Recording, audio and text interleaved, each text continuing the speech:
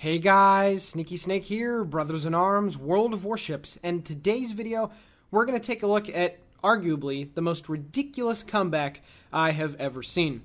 This replay is featuring Bigbongz in the Zhao, the tier 10 Japanese heavy cruiser. He's playing with his buddy Teef and Puddin, and they're playing in the Yamato and the Gearing respectively, the tier 10 Japanese BB, an American destroyer, and they're playing some domination here on the map Islands of Ice, the newly renovated Islands of Ice. So if you'd like to send a replay into us, please send it to BIAworldofwarships, all lowercase, @gmail.com. Please include the replay file, post-game screenshots if you have them, a brief description of the battle, and then if you'd like myself or Spider to do the commentary, you can certainly request for that as well. So as you can probably see in the thumbnail for this video, this comeback that you're going to see is pretty damn impressive. And a couple months ago, I believe, I had a video where I was playing with my buddy Robadoo, and we had about a 750-ish point comeback on Shatter because we had a cyclone come in, and the enemy team decided to attack the remaining ships on my team piecemeal, and we were able to have a very nice come-from-behind victory. But this replay is going to kick it up to another level, and I'll be honest with you guys, I wasn't sure that it was even possible because of just, how dire the straits look. About 10 minutes into this battle, and especially so about 6 to 7 minutes remaining in the game. It literally looks like it's unwinnable, and then some things happen, and you'll definitely get to see how those events transpire. So definitely sit back, relax, and enjoy this one. So Bongz's Zhao right now, as you can see, he has 17.5 kilometers worth of range. He is running the Legendary mod. Now the Legendary mod, of course, improves the rudder shift time. It also gives you much tighter dispersion on a ship that already has very tight dispersion at the expense of reducing your maximum firing range by 1.3 kilometers because the Zhao without the range mod, or excuse me, with the range mod, has a max firing distance of 18.8 kilometers. So you do lose a little bit of range, you do lose a little bit of distance to reach out and touch people, but you can kind of counter that if you run the spot plane, which Bigbongz so clearly does. Now the Zhao in World of Warships is still to be considered one of the best cruisers in the game, not just tier for tier, but period. This is a ship that has great firepower, albeit with kind of low-end DPM, but you have great alpha strike on both the HE and the AP shells. It's very stealthy at 9.7 kilometers. It has very good maneuverability. It has very workable torpedoes, and as of a few patches ago, they are the 12-kilometer torpedoes instead of the 8-kilometer Zhao-torps, quote-unquote. So you are able to reach out with those torpedoes and have a very large window to stealth fire them from. And then, of course, this ship also has pretty decent AA. So overall, it's one of the most prototypical cruisers in the game. It really does fit the mold of jack of all trades, but it is still in its own element when it is off on the flank. Doesn't necessarily have to be by itself, but when it's off on the flank at medium to long range, dealing damage to enemy ships. This is the original damage farming cruiser in World of Warships, and its role hasn't really changed all that much in the amount of time that this game has been out for, which, if I'm not mistaken, we're coming up on, let's see, September of 2018, so a little over 3 years, I believe. This is a ship that is still quite capable at its role. So at the beginning of the game here, he decided to head over to the 10 line. As I mentioned before, this is the vastly renovated Ice Islands map, and you can see that there are so many wholesale changes to it that it is quite frankly a new map completely. You can see that there's 3 caps, of course. The middle cap has quite a few islands that you can utilize hydro on to get large swaths of the cap. Under your hydroacoustic search. There's also kind of like a Warrior's Path thing going on over at A, where you have 2 islands that are directly opposite of each other at the northwest and southwest side of the cap, so destroyers can hide behind that. And then you also kind of have the same thing going on at C, where there is another big island that Bigbongz actually just threaded the needle a little bit with his rear turrets to get some hits on the Lightning. However, there's a lot of open water, especially so on the western side of the map. And as I mentioned before, the Zhao, when it is in open water at those medium to long ranges, that's when it's in its element. He does manage to get a torpedo hit there on the enemy Zhao right along the center line, so he probably did close to 20k damage there with that torpedo strike. And again, that's where these 12-kilometer torpedoes just have so much more utility on this ship, because that Zhao had no idea that those torpedoes were coming, and he ate half of his hit points in return. So a very nice anticipatory torp drop. He does not have RPF. He was just dropping it in the vicinity of the Montana, and that is the sign of a good cruiser player, somebody that is not afraid to drop their torpedoes, even if they, at least looking at the minimap, are not assured of hitting anything. Sometimes you do, sometimes you don't, but it was nice to see that. Now, at this point, he's basically made a full 360-degree turn. He's going to launch his next set of torpedoes at the enemy Montana, and he's going to get his guns swinging into play here any moment now and start shooting at that Tier 10 American battleship. He also does have quick switch on, if you want to call it that. I can't remember the technical name. Expert loader, that's it, where you switch ammo type when you're fully reloaded at half of the amount of time that it usually takes. So you saw that his reload was only about 7 seconds there as he was switching from high explosive to armor piercing. And the Zao AP is no joke. Contrary to popular belief, these shells are actually heavier than the Des Moines AP. Now, they don't get the penetration angles, but and put it in layman's terms, when these things hit a broadside, they really do have a good chance of penetrating because they're so heavy and they're able to go through quite a bit of armor in the game. They have over 400 millimeters of penetration at point-blank range, so you can get citadels on some of the lower-tier battleships with this AP. It is pretty damn deadly. Now, his torpedoes, unfortunately, are going to miss the Montana, but again, the fact that he launched his torpedoes trying to get a hit on him is very good to see. Now, he is taking a little bit of damage, but that's okay. The Zao, while it doesn't have a lot of hit points, which I suppose is one of the only weaknesses that this ship has, he does have the heal. So that's A-okay. And he's also occasionally bouncing some shells off of the belt or deck armor because the Zao has the 30mm deck, which is able to bounce 16 and 16.5 inch shell fire. And of course, the belt armor is over 150mm. It is well thick enough to be able to bounce those shells at a good angle. However, his team is not looking too good at the moment. The enemy team has completely obliterated all of his friendlies that have went to the western side of the map. So now, unfortunately, you can see that, I guess, in theory, the engagement line has been pushed on the diagonal from about B10 to about J3. His team is getting herded into the bottom right quadrant or quarter of the map. So that Kronstadt that's over to the west, the Republik, the Yamato, the Ognavoy, the Gearing, they're going to have free room to maneuver and get themselves in a position where they're going to be able to create a very deadly and nasty crossfire on Bongz's team. The scores have moved up from being relatively close to 219 to 540, so the enemy team has over 300-point lead, and they are going to continue to stay in hold of the A and the B cap for a very long time. It is almost guaranteed that they're going to hold on to B, and there's going to be no contest over the A cap for the rest of the game. So they are guaranteed to be getting quite a few points here. So when you're in a situation like this and your team is down quite big, what needs to happen is you need to get kills and you need to get them quickly. But it's very difficult to do so without actually having any of your friendlies lose ships in the process. You need to be very smart about your positioning. Most specifically, you need to be able to focus fire with your team effectively to be able to kill those ships, those enemy ships that are sticking their neck out a little bit too far. In this case, it is the Lightning. Bigbongz gets his full broadside out. A couple shells hit the island, but he still gets a decent salvo with a couple of incapacitations, a fire set. That Lightning and the enemy Montana are in a pretty crappy situation, if I might add. They're kind of sitting there just to the north of the island in the sea cap, and they don't really have much room to maneuver. There's also a Republik that is down to a third hit points that is also inside the sea cap. So it's quite clear that these guys that are right here need to die. These are the ships that Bongz's team need to be able to take out here before any other moves can be made against the remaining enemy ships, because these ships need to die as fast as possible before those forces that are over in the vicinity of A do manage to make their way over here. Now, this is a poor display of marksmanship by Bigbongz. I'm not sure why he aimed that high.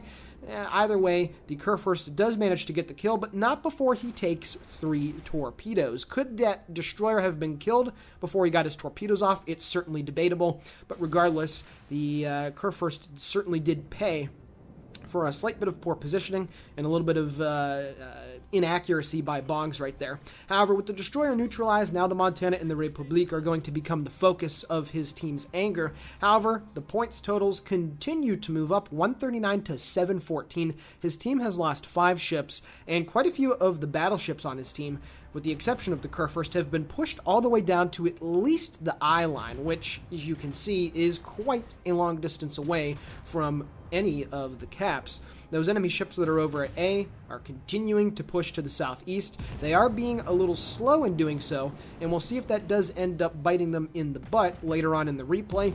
Bongz's rear torpedo manages to hit right on the backside of the Republique, so he does get the kill on that tier 10 French battleship, and now he's using his armor-piercing shot to shoot right into the upper belt of the Montana, into the part that is not 409mm thick, but into the part that is, well, a lot less thick than that. I don't know the number off the top of my head, but regardless of that, you can see he's also angling it a pretty decent way, so that when the Montana does shoot at him, some of the shells will inevitably hit his deck, and some of the shells will inevitably hit his belt armor. However, he is also swinging around just far enough to be able to use his forward guns, which is the sign of a good cruiser player as well. Not being afraid to utilize all of your firepower, memorizing reload times so you know that you can open up your broadside to use all of your firepower before you need to re-angle again when enemy shellfire does come in.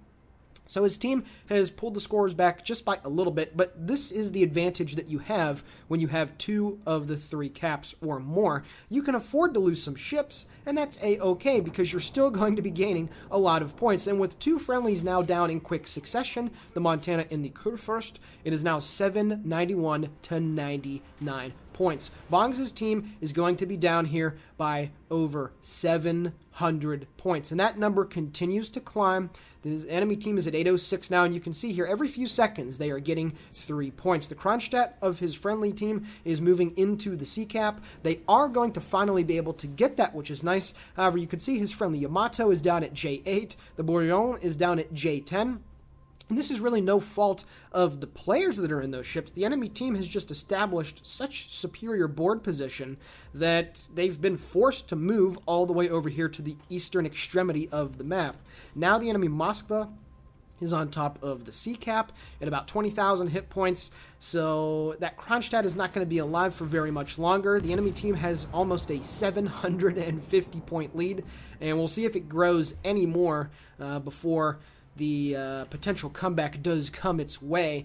Bigbongz is now getting some armor-piercing shots here at the enemy Zhao. He is going for the cheeky Citadel. It's 904 to 58. The enemy team is up by a bajillion points, as Bigbongz does manage to get a pretty nice salvo there on the Zhao. Putin does manage, however, to kill the Moskva with a torpedo, and now Bigbongz is going to make another great cruiser player play here. And when that Zhao went behind the island, he wanted to get the most accurate shot off possible, so he used his spot plane, not to be able to shoot at long range, but to be able to see over the edge of the island, and he was able to get a very nice, almost 10k salvo into the enemy Zhao, and he got that kill on that guy. So a very nice use of the spot plane. However, the enemy team still has 6 ships compared to 4 that are on Bigbongz's team, including himself. He is going around the corner here, and there is the enemy Kronstadt that's about 10 kilometers, so Bigbongz is about ready to get himself into a sticky situation, but he does make the right play. The first thing he does is cuts the power to his engine, and it's going to actually not only allow him to dodge the Kronstadt shells, but also the Yamato shells as well. He knows that he has to flash broadside to get out of the turn, but he drastically changed his speed so it would throw off the enemy shells, and then as soon as he did, instead of turning bow on, he immediately turns away from those enemy ships so he can get somewhat angled. Now, I'm well aware that he can't really angle to the Yamato shells, but he certainly can from the Kronstadt shells, and that was a really nice play that he made right there, simply because he did not do a fool's errand and putting himself nose on to those enemy ships, where he'd be completely sacrificing his rear turrets, and not only that, but he would just eventually get killed, because there's also the Republique and the other Yamato that are still making their way, they're trundling their way down the H and the I lines. So a very good play right there by Bigbongz. Now they just have to start focusing fire on a specific ship, and at the moment he's shooting at the Yamato, but he does get a very cheeky torpedo hit on that guy, and then Mountain Man Dan in the Bourgogne manages to get the last 25,000 points of damage on that guy. So it's now 247 to 799. His team has now managed to kill the Gearing, the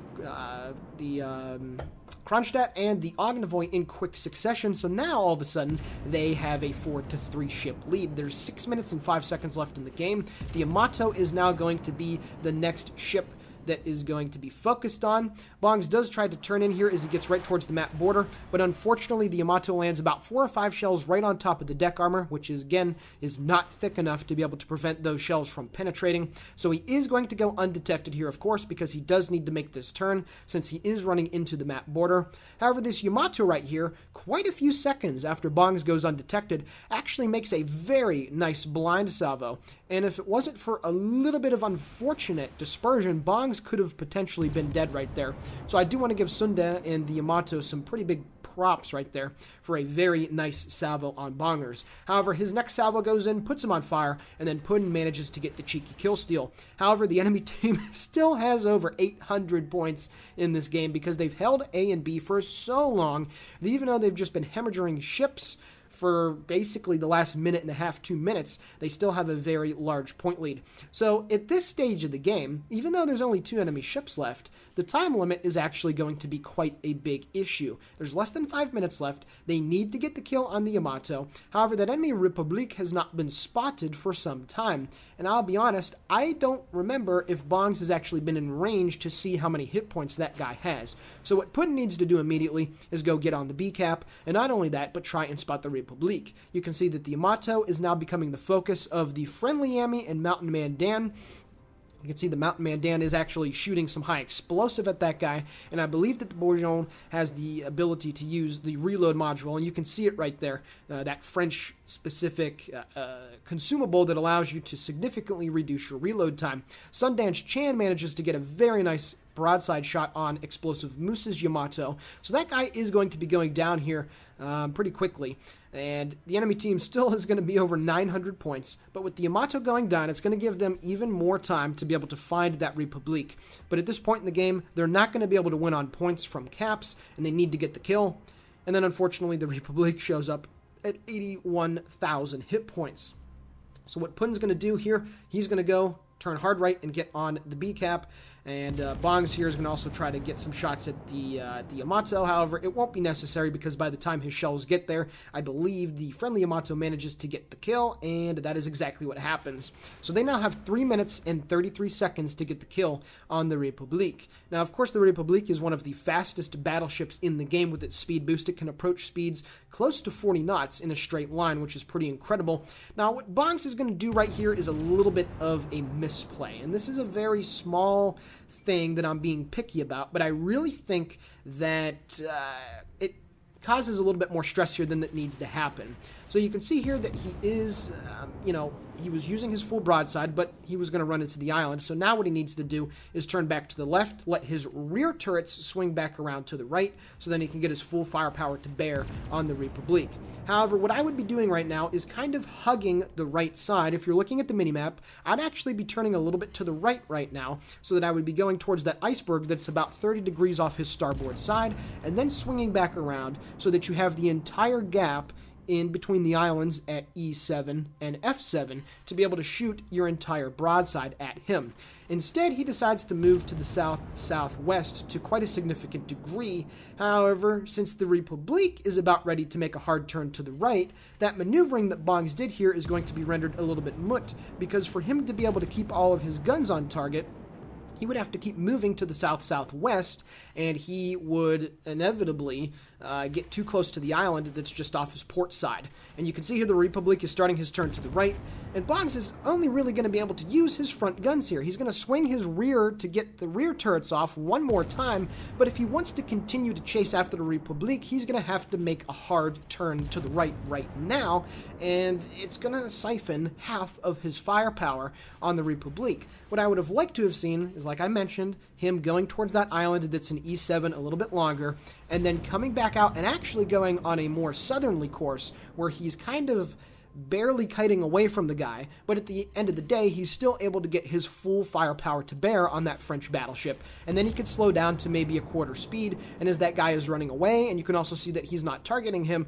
he'd be able to get those full meaty salvos instead of only using his forward guns. Now, of course, the Alpha Strike on the HE is pretty impressive regardless, and it does take him about a minute before he's able to get into a position to use his rear turrets, but that is not going to matter, and with 997 points left in the game, Bigbongz manages to get the last kill and secure the epic comeback.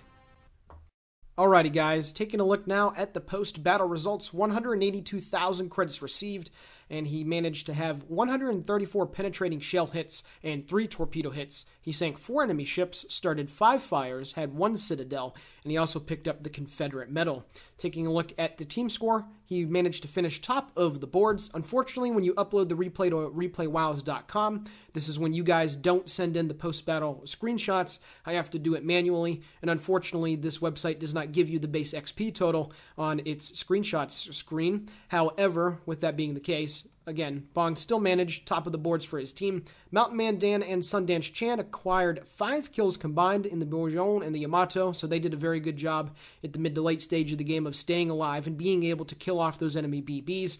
And then Putin had 2 kills himself in the gearing and also was able to provide the spotting on the Republique at the end that allowed the rest of his team to be able to secure the kill in, well, at 997 points, literally the last possible second. They could not have waited a second longer to get that kill, and they were able to take care of the victory.